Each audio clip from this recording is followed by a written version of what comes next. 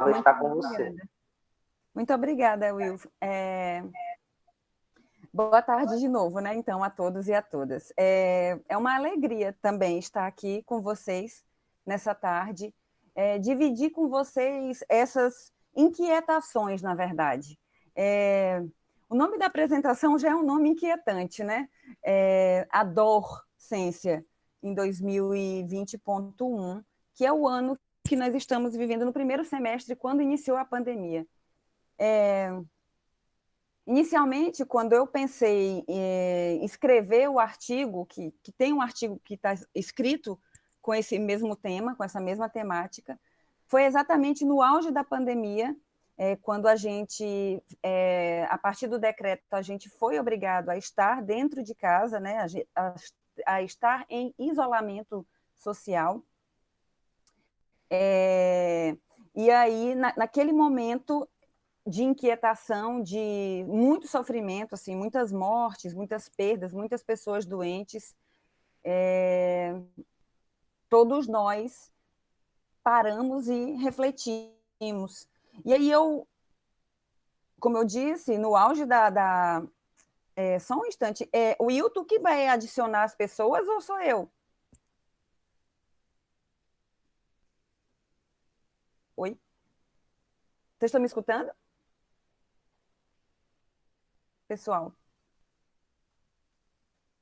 Vocês estão me escutando? Sim, sim. À medida que eles forem entrando, eu vou tentando permitir que eles acessem. Então tu vai ficar autorizando a entrada, né? Joia. Então vou voltar aqui para a apresentação. Obrigada, Will. Que a gente acostuma a fazer tudo na sala de aula e aí a gente fiquei meio perdida, desculpa. Então, assim, no auge daquele momento do isolamento social, eu perdi 10 alunos, assim, para a Covid, né? Eu tive alunos que trancaram cursos e alunos que vieram a óbito durante aquele período de isolamento e quarentena. E aí eu falei, eu sou uma jovem mestre, né? Eu me formei, terminei o mestrado em 2019, dia 31 de janeiro de 2019. Então, eu sou muito jovem na docência. E eu falei, meu Deus, para que tanta dor? Né? Como é que a gente consegue um professor jovem, jovem professor, jovem docente, jovem mestre, como é que a gente concilia isso tudo com tanta dor? Olha, docência. E aí eu comecei a elaborar algumas inquietações, dificuldades encontradas exatamente nessa época. E aí eu já sabia do simpósio, porque eu faço parte do grupo de estudos do professor João, que é o GAP-TDE, e aí eu falei, gente, eu vou escrever alguma coisa sobre isso. E aí, em cima dessas inquietações e dessas dores da docência, é que a minha fala hoje é pautada, que é uma fala, basicamente, um resumo de tudo que a gente está vivendo nesses 7 meses de pandemia. Então, o nome da nossa conversa, né, o título é A Docência em Tempos de Pandemia, um panorama das dificuldades e desafios dos agentes de educação do setor privado. Do setor privado porque é o setor onde eu atuo. Eu atuo nas instituições de educação de graduação e pós-graduação do setor privado. Aqui o Will já fez a gentileza de me apresentar. Eu sou Perla, né? Então nós ficaremos juntos nos próximos 30 minutos. Aí eu trago uma fala, que é uma fala do Castells, de 2016. É uma fala dele misturada com uma fala minha, uma fala contextualizada. Mas eu peguei como base alguns trechos da fala dele, eu parafraseio o Castells dentro dessa reflexão. Ninguém esperava. No mundo já, né, turvado por aflições econômicas, cinismo político, vazio cultural e desesperança pessoal, aquilo apenas aconteceu, no caso a Covid. E, do dia para a noite, os heróis das finanças passaram de objetos de inveja pública a alvos do desprezo universal. Políticos viram-se expostos como corruptos e mentirosos. Governos foram denunciados. A mídia se tornou suspeita, a confiança desvaneceu-se e o caos foi instaurado por meio de decretos, isolamento social e quarentena em todos os setores de produção, público e privado. O caos, né, foi instaurado. E aí a gente vive nesse momento de caos, vivemos, né, no primeiro semestre um momento de caos generalizado, um caos econômico, político, né, de todas as naturezas, que atingiu todos os setores, todas as classes sociais. E aí nunca esteve tão em evidência falar de alguns autores que estudam e que já estudaram e que continuam hoje estudando esse mundo da educação e das tecnologias. Nunca foi tão vivenciado as teorias de Toffler, Castells, Andy Hargreaves, Jorge Siemens, Ana Carvalho, Paula Sibila, Lúcia Santaella, Adelina Moura, a Maurice Tardif e tantos outros estudiosos.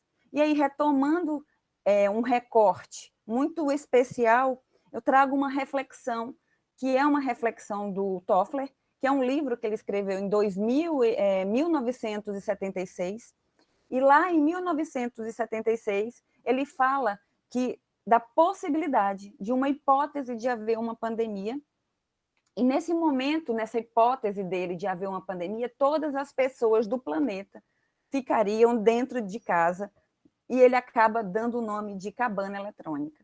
E ele diz que essa cabana eletrônica ela trata de um cenário centrado no lar, onde os profissionais estão impossibilitados de sair de casa para os seus locais de trabalho físico, em virtude de uma pandemia. 1976, 2020, e cá estamos nós vivendo uma hipótese, né, daquela época. Outros autores tratam essa hipótese de haver uma pandemia, mas eu trouxe a do Toffler, que foi um autor que eu estudei no mestrado, que eu estudei, abordei em alguns artigos já o livro dele, e sempre utilizo ele nas aulas de administração, na graduação e na pós-graduação. E aí ele fala dessa cabana eletrônica de 4 impactos muito pontuais. O impacto da comunidade, o impacto ambiental, o impacto econômico e o impacto psicológico. Dentro do impacto da comunidade, ele aborda exatamente a necessidade da gente se unir em grupos e ser mais solícitos uns com os outros, assim, de modo geral. Dentro do impacto ambiental, ele diz que o mundo pode se livrar das poluições, e isso também é uma coisa recorrente, porque aconteceu com alguns países, como China, por exemplo, que chegaram a ver o céu azul no momento de isolamento social, que eles ficaram muitos meses, né, isolados. Então, eles chegaram a ver o céu azul, que eles não viam a cor do céu na coloração do azul que foi vista, como há não sei quantas décadas. O impacto econômico, que é esse impacto que nós ainda estamos vivendo hoje. Muitas instituições fecharam as portas de todos os ramos, né? Ramos privados, até setor de terceiro setor, como serviços. Algumas agências, até sem fins lucrativos, também estão passando por muitas dificuldades, setores de cultura, educação, está todo mundo sofrendo muito com ainda os impactos da Covid na sociedade. E os impactos psicológicos. E aí a gente entra também, toda a reflexão do Toffler, lá de 1976, ela é muito parecida com os impactos que nós estamos vivendo hoje, que são esses impactos de saudade, os impactos do afeto, as ausências desses afetos e dos reencontros e dos encontros com as pessoas. Então, é uma fala do Toffler, mas que eu acho sempre relevante trazer para esse momento que a gente está vivendo hoje, porque parece até uma previsão de futuro. Mas como a gente fala, né, da administração, ninguém acredita em previsões do futuro, mas acredita muito em previsões de cenário, que de uma forma ou de outra, mais ou menos a mesma coisa, né? Descrever cenários futuros a partir dos riscos, das possibilidades do que a gente encontra hoje na sociedade.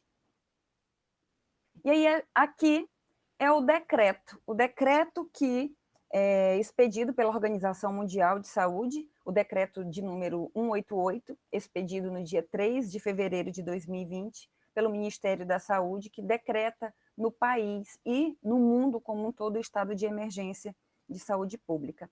Então, nesse decreto, ficam suspensos as realizações de congressos, seminários, plenários e similares, organizados por órgãos e entidades do Poder Executivo, ou que sejam realizados ainda nas dependências que não sejam urgentes e inadiáveis.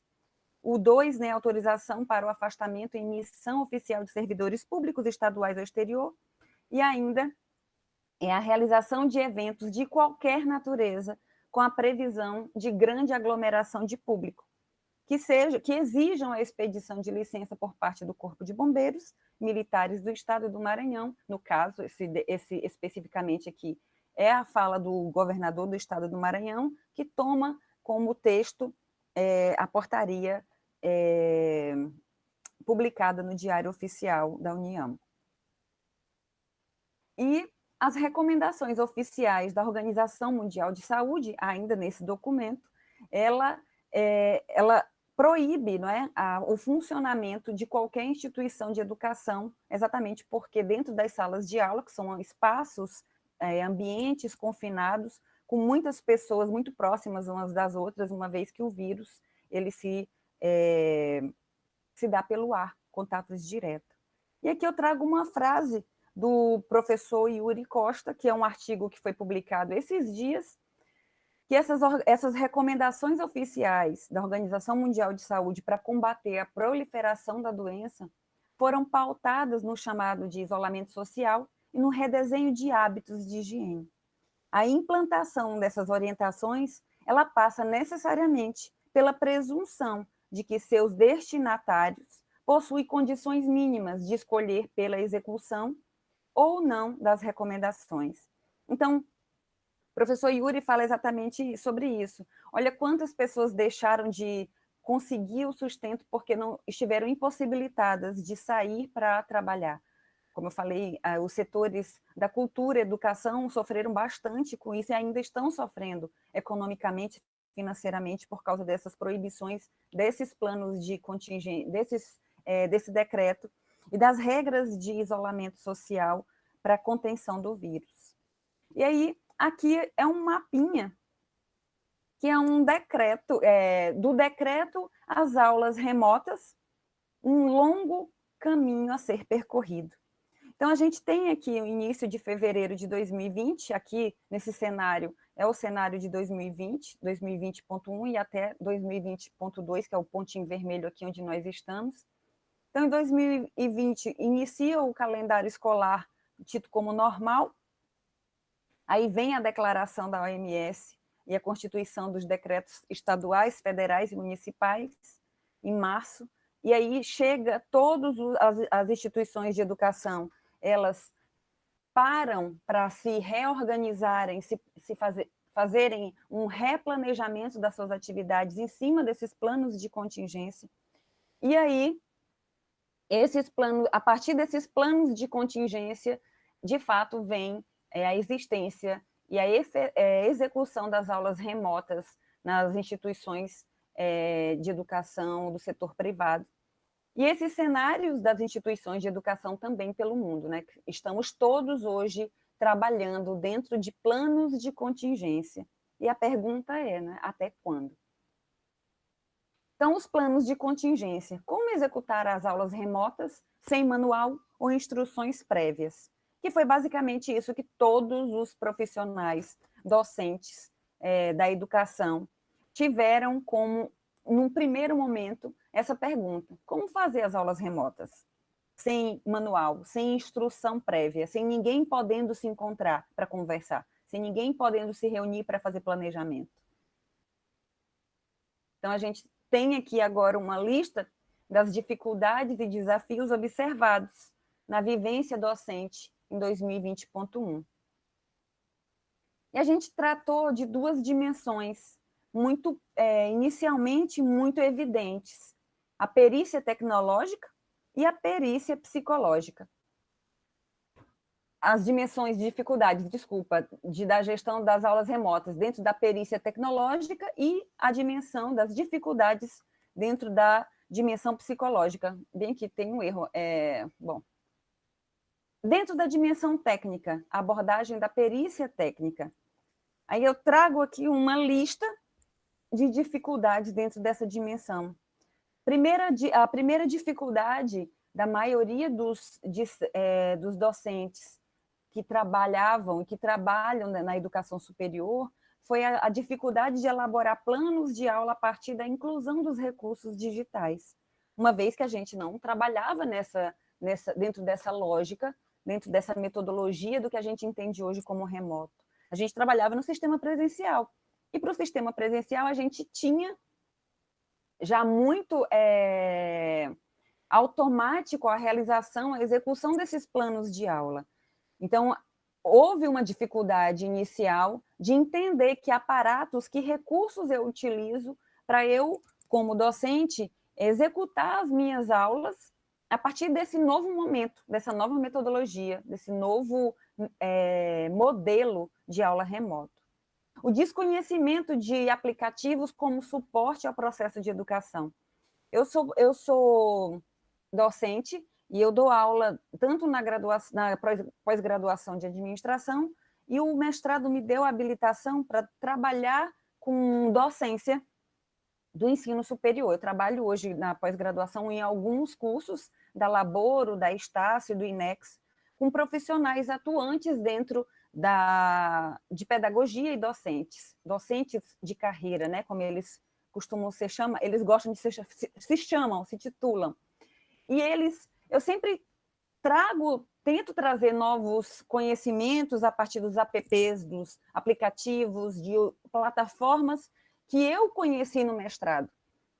Dentro do mestrado, eu estudei a linha de educação e tecnologia, que é a linha 2, dentro do PGCUT, e fui orientanda do professor João Batista. Então, dentro do GAP-TDE, que é o Grupo de Estudo de Pesquisa em Educação e Tecnologias voltadas para dispositivos digitais e tecnologias voltadas para a educação, o professor João e o grupo de estudos como todo, todos nós trabalhamos muito fortemente a aplicabilidade desses dispositivos, aplicativos e plataformas digitais dentro da sala de aula. Então, sempre foi muito... eu sempre ficava muito surpresa quando eu ia para a sala de aula da pós-graduação com o Kahoot, com o Socrative, com o Padlet, com aplicativos que, para mim, eu achava que já estava cansado, e quando eu mostrava isso para os alunos da pós-graduação, eles ficavam, e ficam ainda, hoje, muito encantados com as possibilidades de aplicativos dentro da sala de aula. Uma outra dificuldade foi o manuseio das TIC. Daí entra todos os aparatos, smartphone, tablet, notebook, que podemos conferir como dificuldades em habilitar o uso do microfone, câmera e material pedagógico durante a realização das aulas remotas. Eu não sei quem está na sala nesse momento, mas quando veio o momento da pandemia e a gente literalmente teve que ficar isolados e presos dentro de casa, eu tive aula na terça-feira de manhã, que foi dia 17 de março, e na terça-feira de noite a aula já foi suspensa. Aí a gente só foi ter aula novamente, no caso eu e minha turma, na semana que vem, na terça-feira, porque eu já conhecia os aplicativos, e eu instalei no meu notebook, no meu telefone, o Zoom. E aí, a partir do Zoom, do uso free do aplicativo, eu não parei as aulas. Então, meus alunos, eu e meus alunos, a gente continuou tendo aula normal. Formatei a aula, coloquei os links dentro dos grupos do WhatsApp, disparei, e na hora da aula, que era 8 horas da manhã, os alunos entraram e a gente continuou tendo aula. E nesse momento também muito marcante da pandemia, o meu notebook, ele foi hackeado, meu microfone, ele foi hackeado, e eu não tenho microfone no meu notebook. Eu fico usando nas minhas aulas hoje, porque eu preciso formatar o notebook, mas a gente não consegue mais ter tempo, porque eu dou aula segunda, terça, quarta, quinta, sexta, sábado e domingo, por causa das pós-graduações. Então, se eu deixar o meu notebook para formatar, eu vou ficar sem ele 2 dias, e eu preciso do notebook para formatar as aulas do dia seguinte, do dia seguinte, do dia seguinte. A gente tem vivido assim, né? Respira e vai, respira e vai. Então, tem sido uma tarefa muito árdua fazer o uso paralelo, simultâneo de todas essas tecnologias da informação e da comunicação, enquanto recurso dentro de uma sala de aula remota. Aí a outra dificuldade são os modelos e dispositivos defasados, a maioria sem espaço de memória de armazenamento. Às vezes eu tenho um professor, alguns colegas meus, inclusive eu tive que trocar de aparelho do meu smartphone, que o meu não funcionava não tinha suporte, o aparelho ele ligava, tinha alguns aplicativos, mas em relação à recepção, à instalação desses aplicativos, suportes e plataformas, Meet, eu trabalho com Meet hoje em uma instituição, trabalho com Teams em outra instituição, trabalho com Zoom em outra instituição. Então, assim, tem o WhatsApp, que é a ferramenta básica que a gente utiliza para conversas imediatas com todas as equipes de sala, com todas as turmas da sala de aula.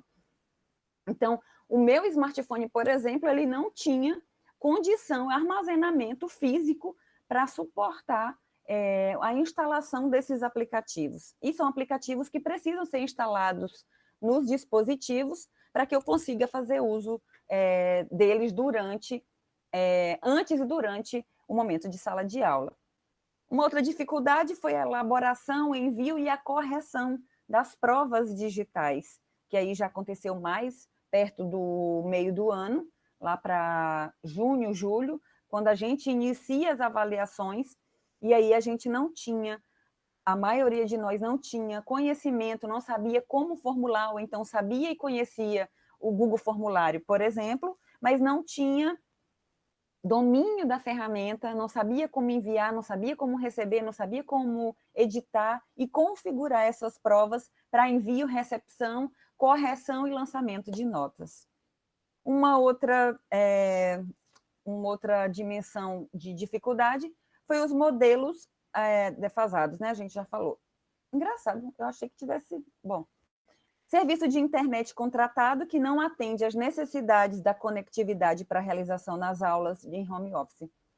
Eu não sei, de novo, vocês que estão na sala, mas eu, aqui, né, da minha significância, tive que aumentar a velocidade da internet, e mesmo assim, nos horários de aula entre 18 horas, 18h30, que é a hora que eu dou aula no turno noturno, às 18 horas, normalmente, 18h30 até às 19h30, a internet, ela fraqueja de verdade. Assim, a gente tem muita dificuldade, mesmo hoje a gente tendo aqui em casa uma internet com velocidade de 50... Era 30 e a gente aumentou para 50. Mesmo assim, eu tenho muita dificuldade, vira e mexe, o áudio corta, trava. É um Deus nos acuda. Mas... Professora Perla, Oi. só um instantinho. É porque eu pensei que eu ia também permitir o acesso, mas tem 2 pessoas tentando acessar aí, eu acho que está disponível para que você permita que eles acessem. Acabei de... Ixi, tô liberando aqui. Obrigada, viu? Tá.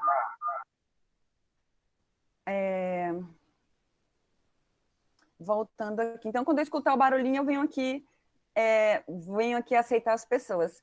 Desculpa, pessoal. Voltando aqui.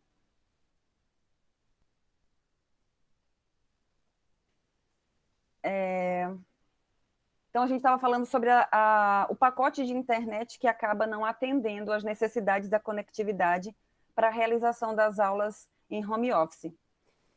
Então, ainda temos como dificuldade, por exemplo, eu dou aula desde que começou a pandemia, dentro do meu... Eu comecei na sala, porque o sinal era melhor, e aí acabei vindo para o quarto Mas, assim, os alunos, sempre que eu estou dando aula, ele vê minha gata em cima da cama dormindo. Então, a gente ainda tem dificuldade e com a ausência de um local adequado para realizar as aulas remotas. Eu fiquei muito feliz quando eu escutei essa semana a fala da professora Daniela, que ela disse assim que ela começou a dar aula com as aulas remotas e na sala. E ela disse que atrás da parede, onde ela estava aqui na frente do computador, e atrás de uma parede tinha uma rachadura. E ela dizendo que ela falava assim para os alunos falavam, professora, tem uma rachadura na parede atrás da senhora. O que a gente pode fazer, né? Caminhar. A gente não pode deixar essas dificuldades nos frear. É muito pequena a parede em relação ao conteúdo da aula que precisa ser ministrado. Então, a gente ainda sofre com a ausência de local adequado para a realização das aulas remotas. A gente também tem dificuldade do aparato tecnológico a ser utilizado nas aulas remotas, porque alguns estão desatualizados e defasados. A gente falou ainda agora, esse item está repetido. A ausência de instruções claras de como operacionalizar as aulas na modalidade remota. A maioria de nós não teve as instruções como operacionalizar essas aulas. Os planos de contingência, eles vieram como uma solução de instituição e os professores, os docentes, a maioria teve que se virar mesmo, curiosamente, perguntar para os colegas e não veio, né, para ninguém um manual de instrução clara de como operacionalizar, como usar os fóruns, como usar os aplicativos, como usar as plataformas e todo o restante de instruções necessárias para que essa atividade fosse realizada a contento. A dificuldade em manuseio das ferramentas assíncronas e síncronas disponíveis ao labor docente remoto. Também a maioria dos alunos para quem eu dou aula nas pós-graduações ainda tem dificuldade de entender essas ferramentas síncronas e assíncronas, né? Estamos aqui fazendo uso de uma apresentação e utilizando a ferramenta síncrona, porque estamos todos sincronizados com o horário e estamos todos conversando. Então, as aulas remotas, elas funcionam dentro dessa lógica da sincronia das atividades junto com as tecnologias. Mas como trabalhar as ferramentas assíncronas? Nas instituições que eu trabalho hoje, as aulas são todas gravadas e depois o aluno ele pode ter acesso a essas aulas. Quem perde a aula, quem deixou de assistir a aula, quem chega atrasado porventura, tem como resgatar esse material e assistir às aulas assíncronas, que estão em um repositório da instituição. No caso, a gente hoje trabalha com o Teams e trabalhamos também com o Meet, que cria um armazenamento no Google Drive. Mas cabia ao professor, e é uma atividade hoje docente, no término das aulas, a aula gravada, ela gera um link, gera um arquivo, esse arquivo ele gera um link, a gente tem que fazer a cópia desses links e colocar nos grupos, e ainda enviar por e-mail para que alguém da instituição coloque esse material, esse link dentro do ambiente virtual. Ou o professor mesmo, como a gente faz isso constantemente, copia os links das aulas que estão dentro do Google Drive, no caso do Meet, e coloca no grupo do WhatsApp para que os alunos tenham acesso a esse material. Serviço de internet, e essa transposição do analógico para o digital, que a gente ainda está sofrendo de verdade, né? Estamos todos padecendo nessa transição, nessa transposição, que ainda não está claro para muitos de nós. E aí tem aqui a dimensão psicológica, que é a abordagem emocional afetiva dessas dificuldades. Então, a gente trabalhou nesse primeiro momento da pandemia, 2020.1, com muitas perdas e lutos constantes. E esses lutos, eles chegavam a ser de familiares, alunos e colegas de profissão. Como eu falei, eu perdi 10 alunos durante o isolamento e a quarentena. Uma última aluna que eu perdi para a Covid foi logo no início de agosto, quando estavam sendo tramitando a liberação para o retorno da aula presencial. A gente tem dentro dessa dimensão psicológica o trabalho doméstico difundido ao trabalho docente. A gente não sabe mais, eu admiro inclusive quem possa não ser desse jeito, mas eu falando aqui de mim, eu não sei mais direito que hora que eu preciso, deixa eu só aceitar aqui alguém, por favor, pessoal. Obrigada. Não consigo mais separar o meu trabalho doméstico do meu trabalho docente. O aluno, esses dias, me mandaram mensagem, 2h da manhã, eu estava acordada, eu respondi, imediatamente. Não consigo não responder. A gente hoje não consegue mais fazer essa desvinculação. Eita, deixa eu aceitar aqui mais alguém, que eu não sei quem é. Obrigada. Desculpa. Olha, ó. Tô igual a sala de aula. Fazendo as coisas todas ao mesmo tempo. A gente não sabe mais qual é o limite, qual é a linha, onde começa o trabalho docente e quando termina o trabalho doméstico, né? Eu não consigo mais saber. A dificuldade no gerenciamento do tempo entre as atividades do trabalho docente e doméstico. Como eu falei, eu estou 2, 3 horas da manhã, às vezes, acordada, o aluno fala comigo, eu falo com ele. O aluno pede material, eu estou aqui no computador e envio. Então, a gente perdeu essa noção de espaço-tempo, ela foi fundida, né? A gente não tem mais... Eu estou falando isso por mim. Eu não consigo hoje, claramente, desvincular o meu tempo, o meu gerenciamento, a minha gestão de tempo das minhas atividades entre casa e docência. Permitir? Permitir. Obrigada de novo. Toda hora eu vou interromper vocês, me desculpem. Gestão de conteúdo e informação em vários grupos de trabalho por meio das ferramentas de mensagem instantânea, WhatsApp, Telegram, plataformas como Teams, Zoom, Meet e outros.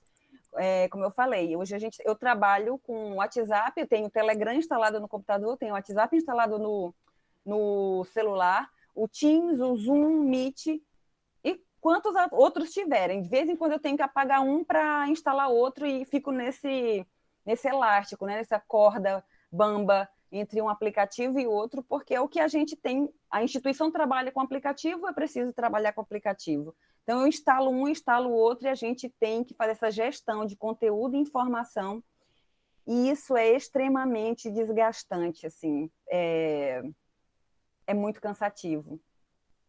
Dificuldade de concentração em estar trabalhando em meio à rotina doméstica.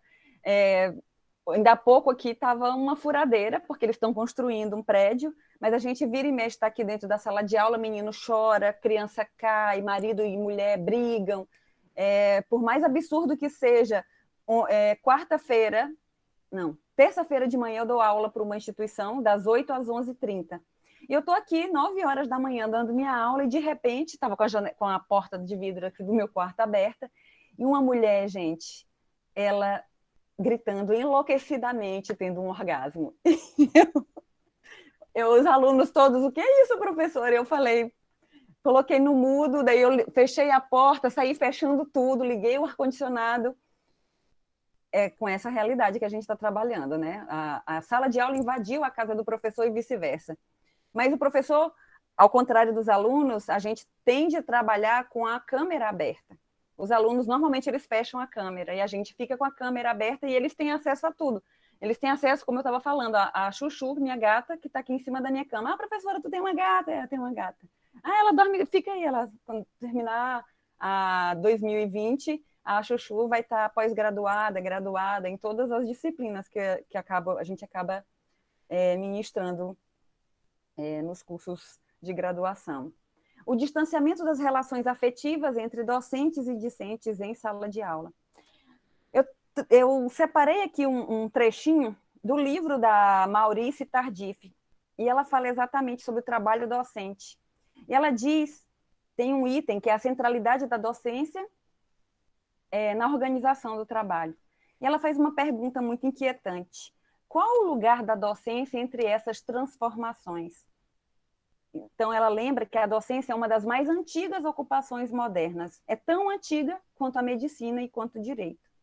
Então, a gente para pensar hoje, né, como todas essas outras ciências, o direito, a medicina, se transformaram ao longo das décadas e como hoje, somente hoje, a gente vê essa transformação no mundo da docência muito fixado, né? A gente vê hoje a obrigatoriedade de todos os agentes institucionais, agentes profissionais que trabalham com a educação de forma geral, tendo que se reorganizar, se reinventar, se capacitar para poder exercer a atividade de docência, né? Atividade de ensinar, digamos assim.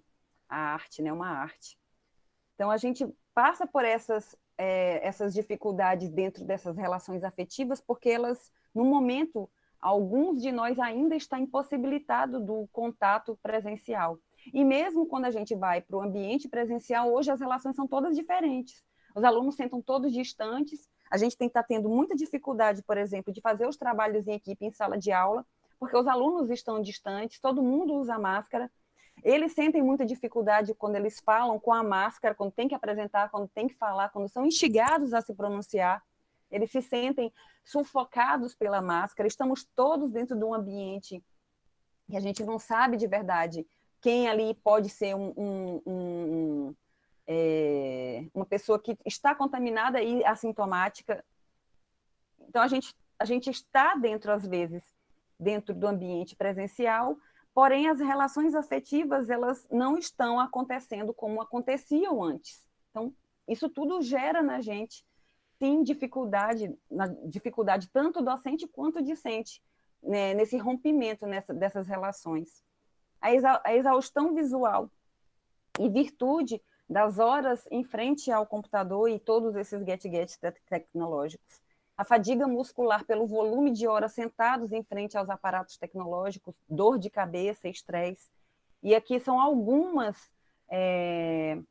das dificuldades dentro dessa dimensão psicológica. Então, dimensões das dificuldades docentes na gestão das aulas remotas. A gente falou da perícia tecnológica, da dificuldade psicológica, que é essa abordagem emocional afetiva, e ainda tem uma outra que eu só deixei ela para colocar aqui no fim, que é os vínculos de trabalho, a legislação trabalhista. Como hoje estão sendo abordados nas instituições os direitos autorais em relação ao conteúdo que está sendo formulado pelos professores, por esses docentes, em relação à imagem, à voz desse professor, porque isso tudo é força de trabalho desse docente, desse trabalhador. Como as instituições hoje estão tratando de forma legislativa esses vínculos e essa atividade que não era contabilizada anteriormente no modelo presencial, mas hoje no modelo remoto, no modelo à distância, como é que isso está sendo trabalhado dentro das instituições, tanto da pública quanto da privada? Então, é uma questão que precisa ser reformulado, precisa ser pensado, porque o professor horista, ele tem uma gratificação de remuneração completamente diferente daquele que tem vínculo trabalhista. O professor concursado dentro das instituições estaduais, federais e municipais também tem um outro tipo de vínculo e de remuneração. Então, eu penso que a gente precisa pensar, refletir, porque existe hoje o fato gerador, que é a pandemia. E se esse fato gerador ele muda o contexto, muda o paradigma das atividades, do labor docente, alguma coisa tem que mudar na forma de remunerar esse trabalhador. Então, algumas inquietações. E aí eu pergunto, né, que é uma pergunta que a gente tem escutado durante todos esses dias que estivemos presentes nessa quantidade gigante de informação, de apresentadores, de palestrantes, de mini-cursos, de artigo, o que aprendemos com a pandemia? Ontem eu vi a fala de um amigo meu, colega de mestrado, que também hoje é professor, que é Maurício, e Maurício, ele fez, alguém, não me lembro, fez essa pergunta para ele, né? E o que muda? O que aprendemos com isso? A gente, na administração, a gente tende a analisar os cenários, né, o que dá certo, o que dá errado, e fazer uma reflexão sobre o que deu errado, para o que a gente aprende com isso. Então, e ainda, como serão as atividades docentes depois da crise sanitária da Covid? Eu achei, como eu estava falando, relembrando aqui, Maurício falou que era a pergunta de não sei quantos milhões de dólares. Como vai ser o mundo da docência depois desse momento de crise sanitária?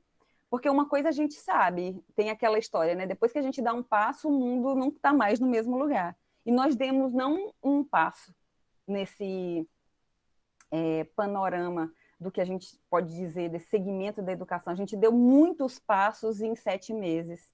Então, a gente, em relação às outras profissões, a medicina e a outras tantas que fazem muito uso das tecnologias efetivamente dentro das suas atividades laborais, de forma não esporádico, mas trabalhar dentro da rotina com tecnologia, nós hoje só é possível trabalhar com o smartphone, com as tecnologias todas, né, com todas as TIC, computador, smartphone, tablet, internet, aplicativos e tudo que tiver à nossa mão. Então, como ficarão essas atividades depois da crise sanitária? E aqui o futuro é agora, né? Então, hoje a gente constrói esse futuro. O futuro é construído hoje.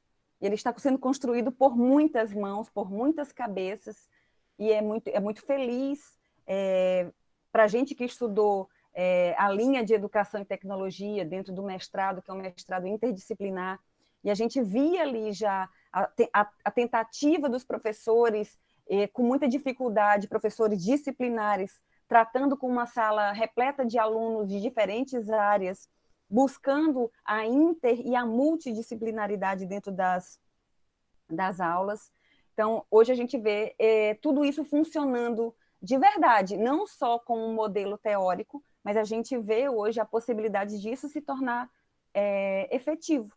Então, a ruptura com modelos do passado, a aprendizagem de ontem, de hoje, de amanhã, eu levando para mim, né, o que diz Andy Hargreaves, o Jorge Siemens, Adelina Moura, Clara Coutinho e outros tantos autores que eu estudei durante o mestrado, Alvin Toffler, que a educação, a aprendizagem de ontem e de hoje não vai deixar de existir uma para existir uma próxima, mas elas vão trabalhar o tempo inteiro como ondas, né? Como as ondas, uma onda não aniquila a outra onda.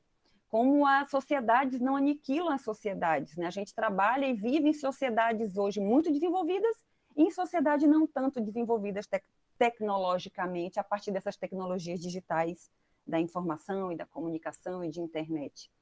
Mas eu penso que a gente tem que romper com alguns modelos do passado para que a gente possa trabalhar melhor esse momento que a gente vive hoje e calçando, pavimentando esse futuro, que a gente ainda não sabe qual vai ser.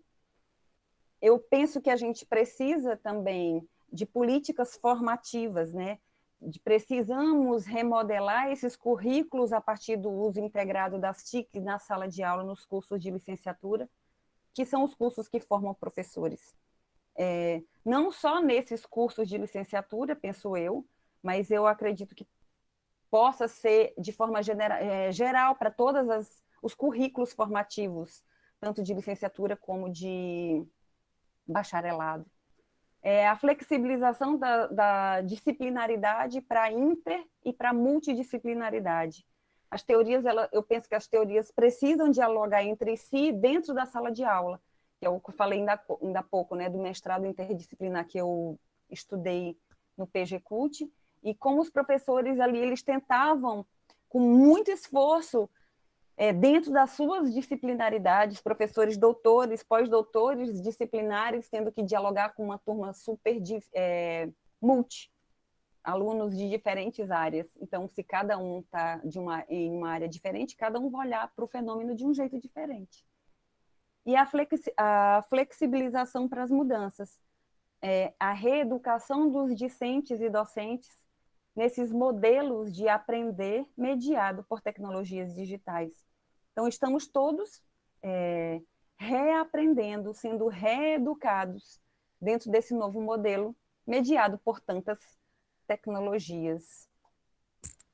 Então, aqui eu encerro a docência, né, em tempos de pandemia, dentro desse pequeno panorama das dificuldades e desafios dos agentes de educação do setor privado. E é isso. Muito obrigada. E aqui agora a gente abre para as conversas, não é isso? Isso. Então, bora lá. Olha, Maurício! Falei Maurício, gente. Olha, ainda bem que eu não falei mal, tá vendo, Maurício? Então, gente, vamos abrir aqui esse momento para os questionamentos ou reflexões que vocês queiram fazer à professora Perla. Vamos aqui tentar, né? Vamos tentar juntos.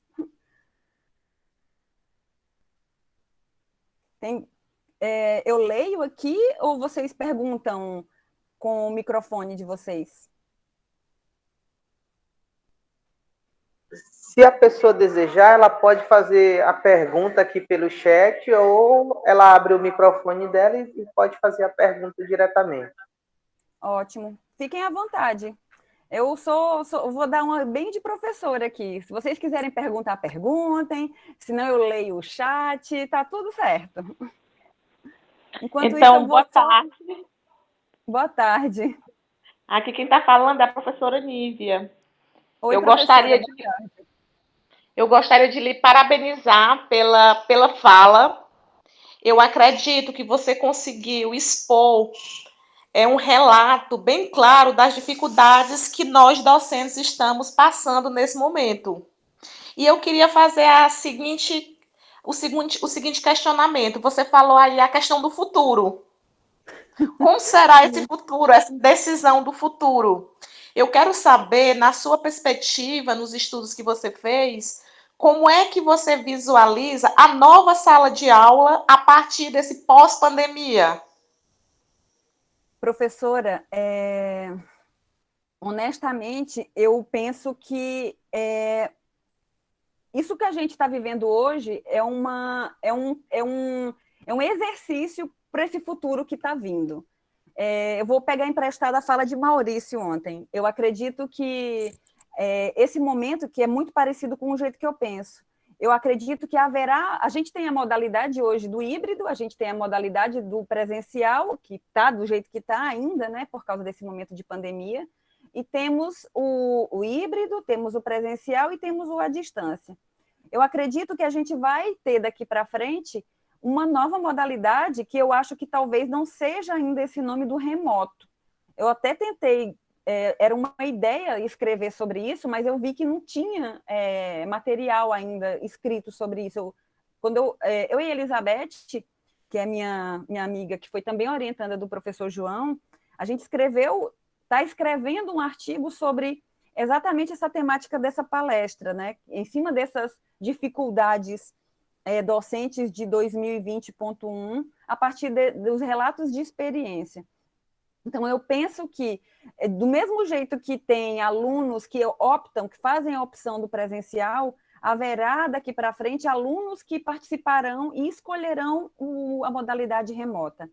Dentro da modalidade remota, professora, o que eu pude acompanhar com os meus alunos do presencial para o remoto é que teve aluno que alavancou de uma forma impressionante.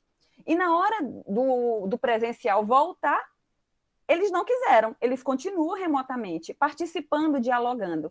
Eu trabalho numa instituição que na quarta e na quinta-feira eu dou aula presencial, e ao mesmo tempo que a aula está sendo falada aqui com a sala, com os alunos, a aula está sendo gravada para quem está em casa. Então, os alunos participam dentro do momento remoto e os alunos participam no momento presencial. O professor que está aqui dentro da sala de aula, ele faz duas atividades que para mim, hoje, eu penso que pode ser uma sobreposição de atividade. Eu não sei, porque isso não tem legislação ainda que diga o que é a aula presencial e como é a aula remota, porque a gente está trabalhando dentro de um plano de contingência. Mas daqui a alguns anos, se esse plano continuar, esse plano não vai ser mais um plano de contingência, ele vai precisar ser transformado em legislação, porque o fato gerador, que é a mudança de cenário, ela já existe. Quanto tempo isso vai durar? Olha quantos anos, eu até falei isso uma vez com os alunos meus, quanto tempo se pesquisa a vacina da AIDS? A gente ainda não tem a cura da AIDS. A gente não sabe como vai ser a cura e a vacina da Covid. A gente não sabe se ela vai vir em janeiro. Eu já li essa semana dizendo que não vai haver a vacina em janeiro. Então, até janeiro, a gente sabe que não tem vacina. Então, eu penso que daqui para frente, esses modelos, eles serão mais solidificados e se tornarão, se constituirão a partir dessas atividades hoje, digamos assim, contingenciais e experimentais. Posso estar errada, né? Mas eu não sei. É o meu jeito de enxergar, trabalhando na pós-graduação, na graduação presencial, remotamente, desse jeito, assim. Eu vejo que o futuro não vai mais ser como a gente estava acostumado.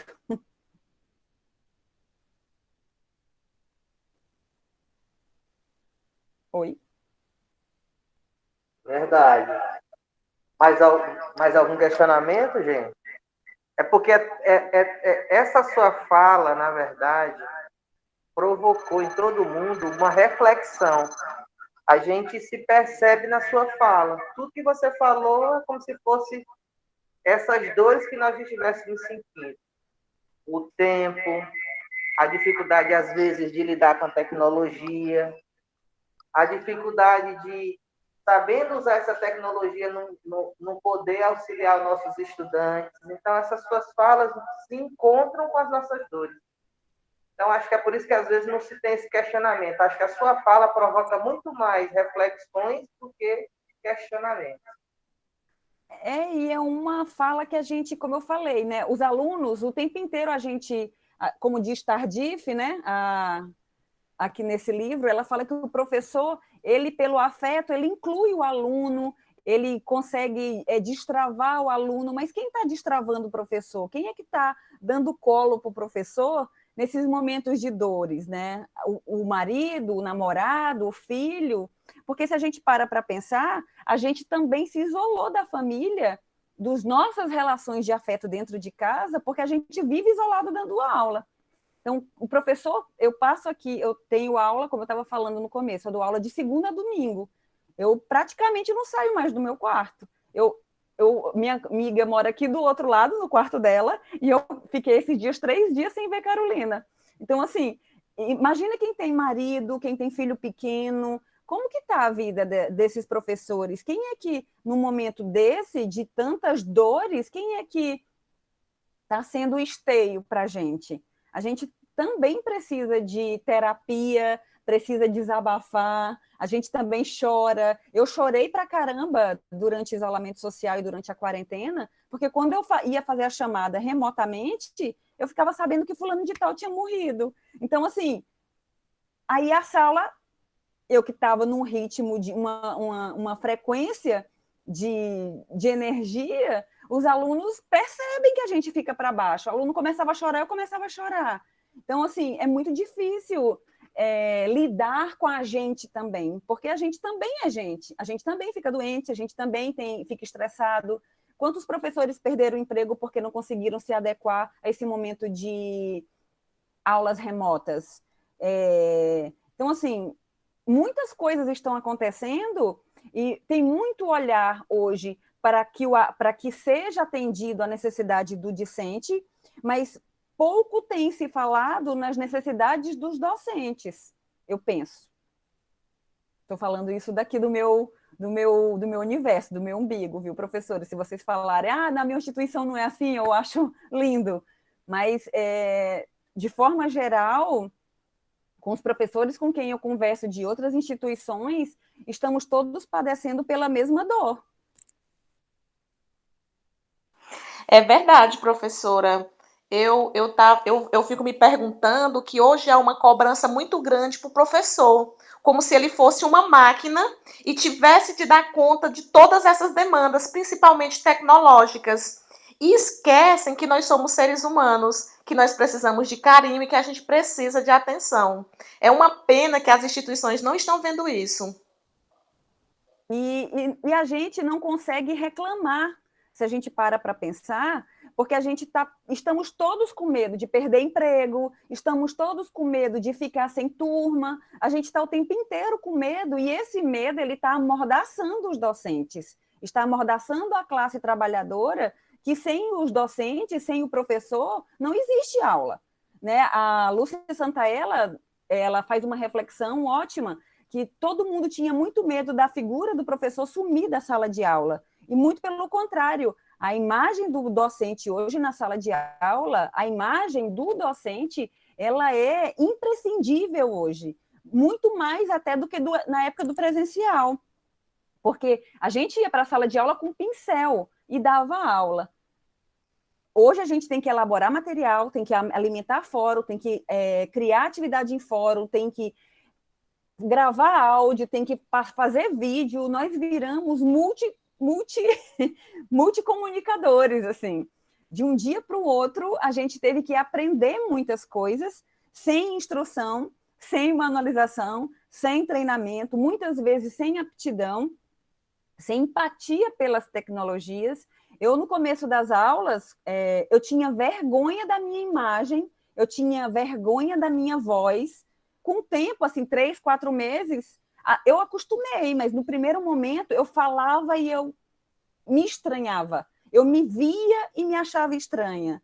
Então, isso tudo, para quem trabalha com comunicação, radialistas, pessoas que estão na frente da televisão, isso existe um treinamento para isso. Nós não tivemos, como eu falei. Foi do dia para a noite, a pandemia veio, o decreto veio, nós, pum, aula remota. E a gente que lute, como diz o outro, para dar conta de tantas novas atividades, muitas vezes sem empatia nenhuma por elas. Professora? Oi. Só para fazer um comentário, assim, que aconteceu comigo, escutando como professora de uma amiga que é de outra área, mas que tem filhos pequenos, né? Ela comentou comigo, nossa, Lauana, mas eu fui prestar atenção na aula do meu filho, ele tem 8 anos, e eu estava prestando atenção na didática da professora, e será que essa professora, ela dá aula desse jeito que ela dá no online?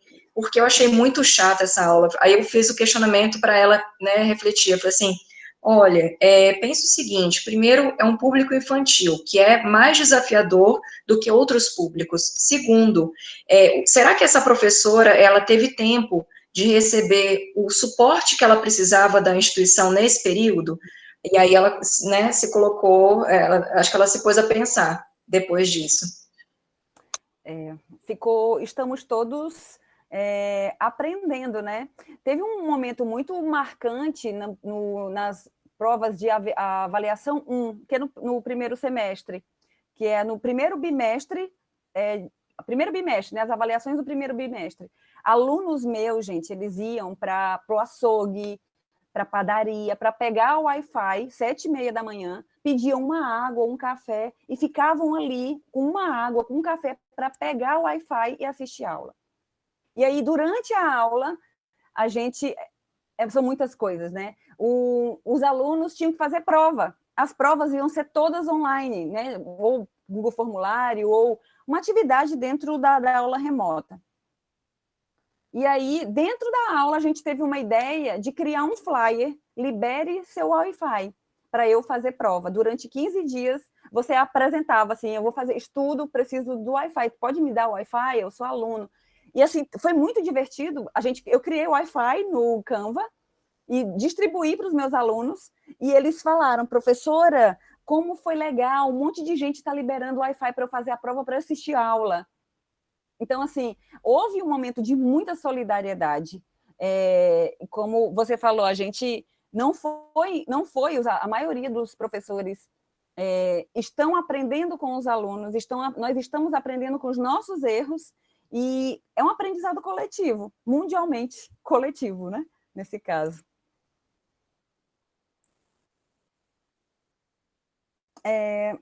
Luana pede mais referências, né? Luana, eu usei a Maurice Tardif, Alvin Toffler, A Terceira Onda.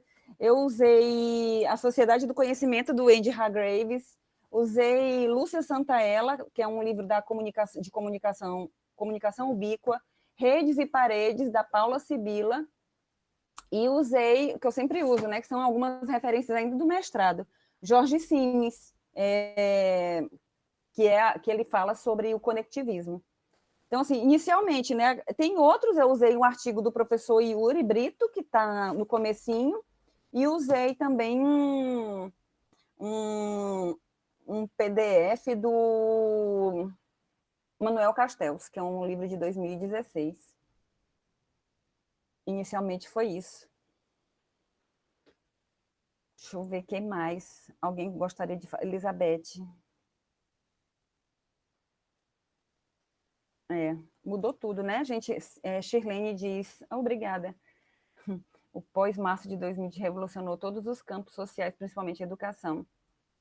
Eu concordo com Shirlene. A educação é o que a gente viu mais nitidamente a mudança, porque sempre foi muito cômodo, né, para o pai, para a mãe deixar a criança na escola, principalmente a educação básica, mas no momento que os pais e as mães tiveram que ser também professores dos seus filhos, eles viram todas as dificuldades e como a figura do professor é importante, né, não só para a educação técnica, que é essa educação que a gente tem formal, mas como também muitos professores, como a Tardif fala, como os professores acabam muitas vezes educando os alunos dentro da sala de aula, e a educação nesse sentido é aquela educação que o aluno recebe dentro de casa, que dentro da escola ele recebe a educação técnica e não a educação dos valores, né? Mas o professor, ele faz isso, de acolher, de dar afeto, de ensinar e de também criar nesses discentes valores.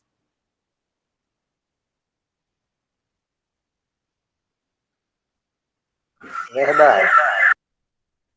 É isso que nós temos para hoje. Se vocês quiserem falar mais alguma coisa, Maurício, está tudo muito incerto. Não temos como prever alguns desdobramentos, mas aprender com as mudanças. É aquela história, a única coisa que a gente sabe que é certa é a mudança, né? Então, estamos todos nesse momento mudando coletivamente. Sinceramente, no primeiro momento, eu achei muito triste tudo isso da pandemia. Eu fiquei muito triste, fiquei com raiva, tive ódio, chorei, acho que a maioria de nós, né?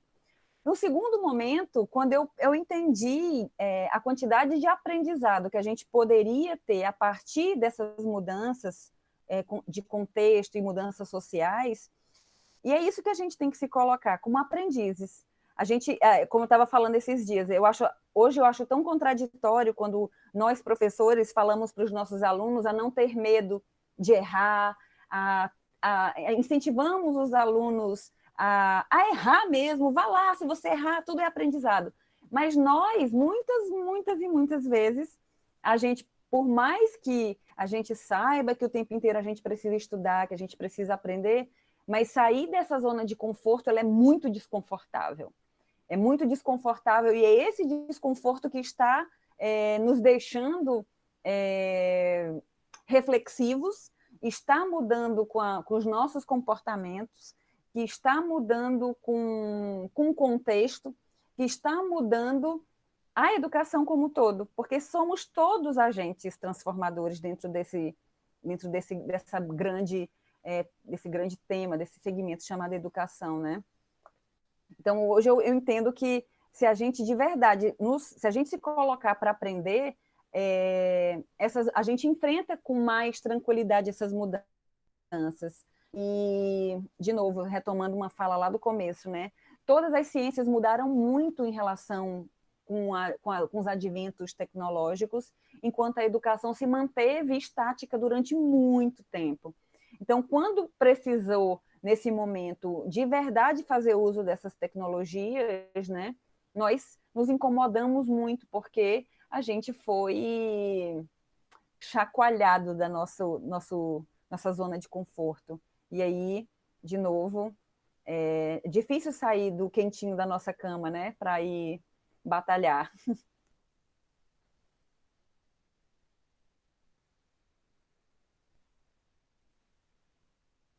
Realmente, professor. Bom, tem algumas perguntas, frases. Luísa está sem microfone.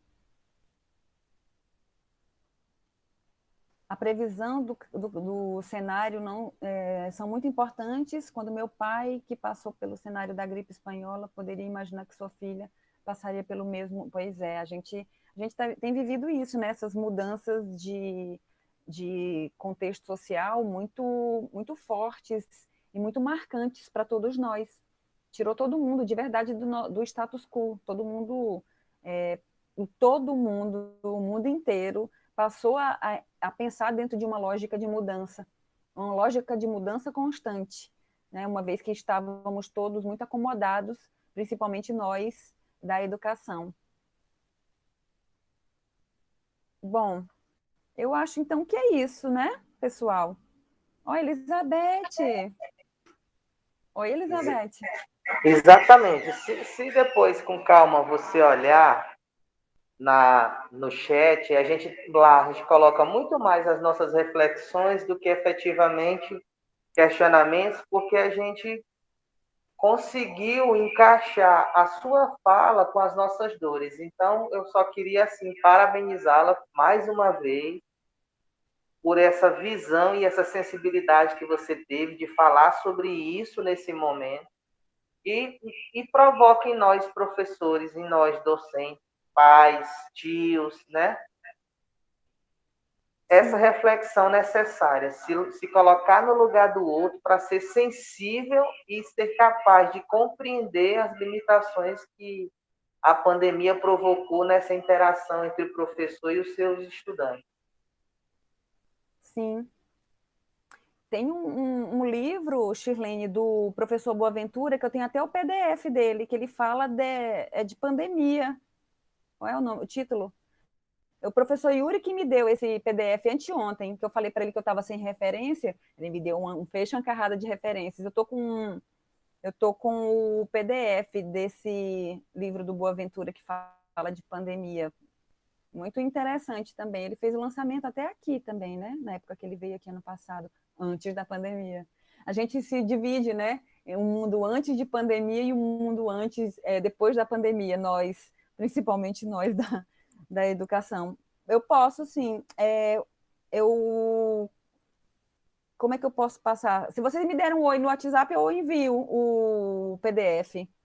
Meu WhatsApp é 981215524. É bem atual essa referência do...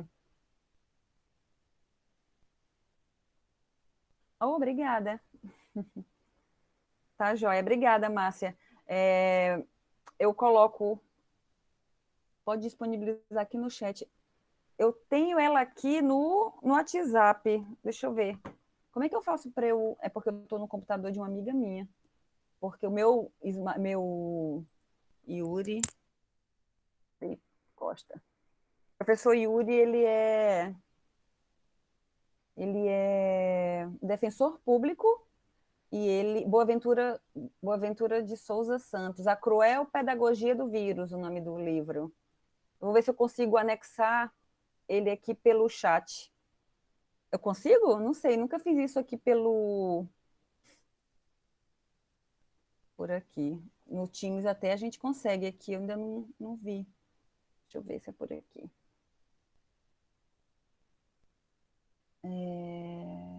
Informações, anexo. Acho que eu consigo por aqui. Só um instantinho, viu, Eneida?